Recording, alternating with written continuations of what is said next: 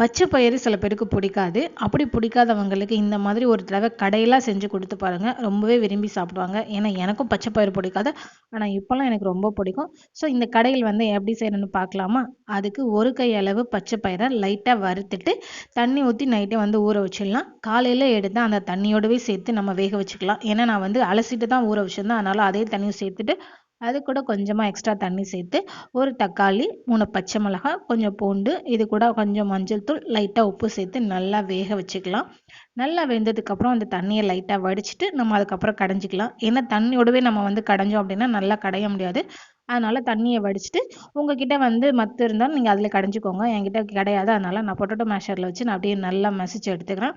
இந்த அளவுக்கு மசிச்சதுக்கப்புறம் நம்ம வடித்த தண்ணியை அது கூடவே சேர்த்துட்டு உங்களுக்கு காரத்துக்கு தகுந்த அளவு மிளகாத்தூள் கொஞ்சம் மல்லித்தூள் சேர்த்துக்கலாம். அதிகமாக சேர்க்க வேண்டாம். ஏன்னா அது வந்து குழம்பு மாதிரி ஆகிடும்.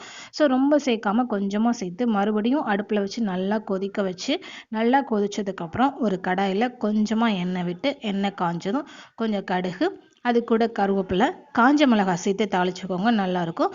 அது கூட சின்ன வெங்காயம் இல்லை பெரிய வெங்காயம் எதுனாலும் சரி போட்டு நல்லா வதக்கிட்டு நல்லா வதங்கினதுக்கப்புறம் இந்த கடையில் கூட சேர்த்து மிக்ஸ் பண்ணிவிட்டு எடுத்து வச்சு சாதத்தை கூட சாப்பிட்டீங்க அப்படின்னா செம்ம டேஸ்ட்டாக இருக்கும். ட்ரை பண்ணி பார்த்துட்டு எப்படி இருக்குன்னு சொல்லிட்டு கமெண்ட் பண்ணுங்கள். வீடியோ பிடிச்சிருந்தா லைக் பண்ணுங்கள். தேங்க்யூ.